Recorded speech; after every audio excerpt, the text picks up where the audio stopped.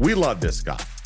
And for the first time after always seeing clips of him and sometimes announcers just making stupid comments because they didn't know what the fuck they were talking about, finally someone took the time to figure out what was going on, the story behind it. And now the 12th man blew the fuck up this week. Ladies and gentlemen, it is Shelton, our boy, OBB ambassador. What is up? Hey, what's up, guys? What's happening? Good. So how you doing? I'm good. A little overwhelmed with all this attention, but you know. Hey, look, we knew it was coming eventually, right? I mean, people just didn't know, and a lot of times it happens to where people doesn't know until somebody sticks their foot in their mouth, which happened a lot last weekend. And now all of a sudden people are getting to hear the story and the truth behind why you do what you do. Yeah. With that, I mean, a lot of people don't know, and I didn't really mind because you don't actually don't tell. So I appreciate this story getting out and making people aware. But as I go along, and as you guys know, I don't do it for attention. I don't do it for all the fame or praise and all that. I'm just a regular guy keeping a promise to my brother, and I mean, I appreciate all the love that I'm getting, and it's been a long time that I've been doing this, and the fact that it's been going on for a long time and now is basically coming to light. It means it's not being unheard. And that's what I really liked about the story, Shelton, is because we've gotten to know you. And like Toe said, we love this guy. We love you, right? You're like an embodiment, and you're a good dude, because we knew about that promise, but that was the thing where it wasn't coming to fruition, because if you get to know Shelton, he's not going to sit there and parade it. He just said, don't ask and don't tell. But it was a promise that he kept dear. And I don't know if the cat, I know this is a Miami Hurricane podcast, so this might be preaching to the choir, but it's hot. It's hot down here, right? It is hot. That is, it might be like a promise to say, hey, I did this for my brother because I put this promise on, and I got a bracelet, and I got this bracelet on my thing, and that, but that is putting on full gear, standing in the South Florida sun, and we've been in those stands, and it's hot, and there's times it's raining, and Shelton's just going to show up. The 12th man, it's the 12th man. Shelton is the 12th man. He embodies it. No matter rain, wind, hail, hurricane, lightning, Shelton's going to be there. And it's so cool too, because like my son Shelton too, he's like, oh, that's Shelton. Yeah. He sees you on the screen. He's like, I've met him. It's such a cool thing. But I'm glad your story got out. I know you're humble. But this was one of those things that now the whole world knows now, Shelton. The whole world does. Yeah, but it's as soon as it happened, like my phone blew up. Like it was I think like 1 minute left in Bethune-Cookman, and my phone was just ringing nonstop, and I'm like, I thought it was my mom calling me, and then I see like everybody tagging me. I look at the tag, and it's like, you're on ACC network, and I'm like, oh, okay, oh, that's what they're saying.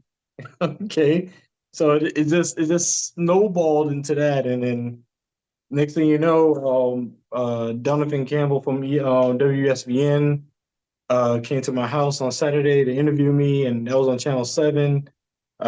Complex Sports that just released it. Sports Center was on it, and I'm like, okay, this is a lot. And it's not like I can't handle it. It's just like you said, I'm very, very humble, and people calling me a legend and this and that, and then I'm like, I'm just a regular guy. I'm a season ticket holder, and I'm like, I don't gain anything from this. No money, no sponsorship, no nothing. I mean, like I said, I appreciate this from the bottom of my heart, and I love everybody. I love you guys because y'all basically put it out there, and it got attention it got my fundraiser attention, and today it reached the goal of 1,500. So thanks to you guys for putting out the word, and thanks for You Heard podcast and everybody else that donated. So I mean that was the most important thing. So at least that got attention. Well, and I think so. If I'm not mistaken, the whole story came out during the Bethune game, right? Yeah. Yeah, so the reason why is because, and this is when it's good to be playing Bethune on, being like the 5th rated game on the ACC network. Our boy George Sedano was doing the play-by-play. He's a South Florida guy. I've been doing radio with him down here before he went out to LA. So, and he's a Cane, and so he knows. And I'll be honest, Shelton, the thing that annoyed me the most over the years was when we would have that game where we're playing a no-name team and it's not on ABC, it's on one of the secondary networks. And either we're losing or whatever, and the play-by-play guy or the color guy will take a crack. They'll have a screenshot of you. Oh, I bet he's wishing he could wear something different today or something because we're losing by like 30 in the fourth quarter. And I'd be like, "You're such a dick asshole. You have no idea what you're talking about." And so at least now it's out there. So if any announcer does that again, they're going to get their ass so badly trolled. And that makes me happy because I hated seeing guys take cheap shots at you when they had no idea what the meaning was behind it. Cause and so now that's over, I think. And that's what for me was awesome. I've grown thick skin, and I was picked on like in elementary school and everything. So it was like that kind of toughened me up a little bit. So I know how to handle the trolls and everything, and I just ignore it. But like I say, like after this story got out, and I even have some FSU fans jumping to my defense, and I'm like, oh, okay. Yeah.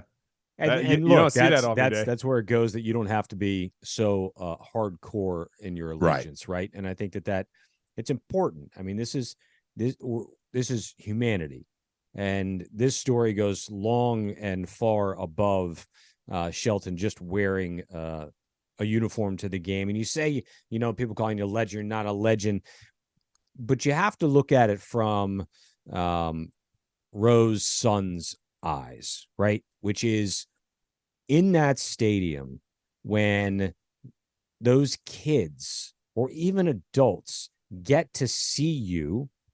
And we've been going to game for years. I remember seeing you before we knew you, and it was always so damn cool. I'm like, dude, there's the dude again, right? I mean, it's like, and he's there every week. The commitment, the commitment, right? Because like Rose said, you're dressed in the garb. I mean, it's full gear, hot as fuck. Look, you come to the tailgate, right? He comes over there, and it's like anybody got like a bucket of water for Shelton, right? I mean, it looks like he's gonna pass out. But it's like, these people look at you, and the ones there that know and that have seen you, you are a legend in a sense to them, because of your commitment to what you do, to the memorial of your brother, and to be able to do it every week, week in and week out. Dude, it's fantastic. I'm just so thrilled. Like Toast said, I'm so thrilled that I know you don't care, but I'm so thrilled that everyone can just shut the fuck up about it now. Right? Mm-hmm. And just understand what it's truly about. And the snide remarks can all now be put to rest. Yeah. A couple easy answer questions for you. How long you been doing it? 14 years. This is my 14th year doing it. You miss a game? No. Well, no. No. Well, no, but I didn't dress for 2 games. I think it was during the COVID year where they wouldn't allow me to come.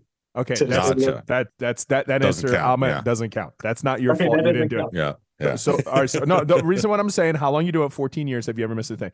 Not intentionally. That had nothing to do. That was COVID. That was enforced by the stadium. All right, because that's what they did. So the answer to that is 14 years. No, on a promise to your brother, 14 years. You're a legend. You're a legend. Yeah, I did. You really No. I'm not saying that tongue in cheek. I'm not saying that for puffery for you. I'm just saying that level of commitment. Sheldon, you've seen recruit classes come and go. Classes have gone. Head coaches have gone. And athletic directors have gone. but you have remained. And if that's not a definition of a promise kept and a legend, I don't know what is. If there is a day where you're not there, right? It's not going to be the same. It's just not. Okay?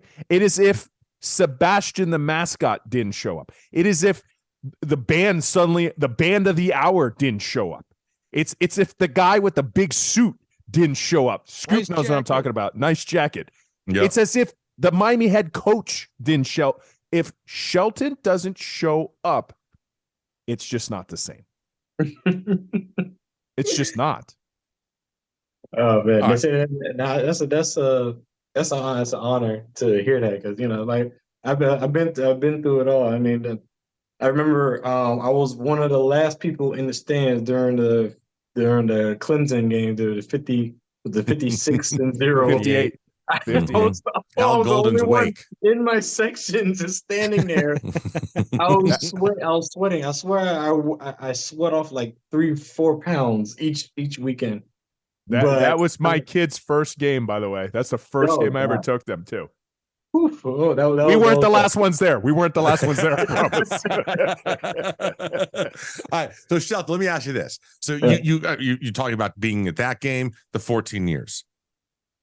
How are you feeling are you feeling anything different after you've seen these first 3 games of this year? Are you sensing anything different? Where are you just from a fan standpoint? Let's talk about where you see the program right now. You've been at every game for 14 years. Are you seeing something? I'm seeing something and I'm feeling something. It's kind of giving me remnants of the Mark Richt 2017 era. That's just a little bit. I mean, because these first 3 games was basically midterms. Now we're getting to the finals. And not to say I don't believe in this team, but they have a lot of tests coming up.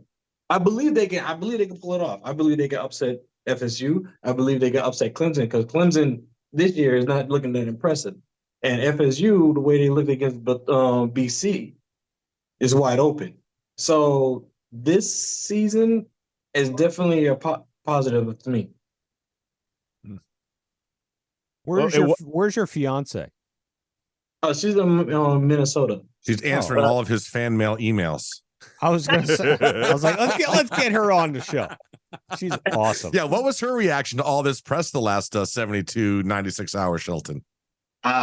She was just in awe of all this attention and I'm like, I send her like basically all the links and stuff and all the podcasts and everything, and because she's doing her thing in Minnesota. She's training to be a flight instructor. She's already got her commercial pilot's license, so Love it. She's the head first in the book. So when I send it to her, she's just like in awe, and and just basically just like in tears when they see the piece is done on me. So she says she's very, very proud of me, and she's been there for a while as well too. So well, you've told her, say, babe, I'm cool. I don't know if you think or know how cool I am, but I'm really cool, and this justifies it.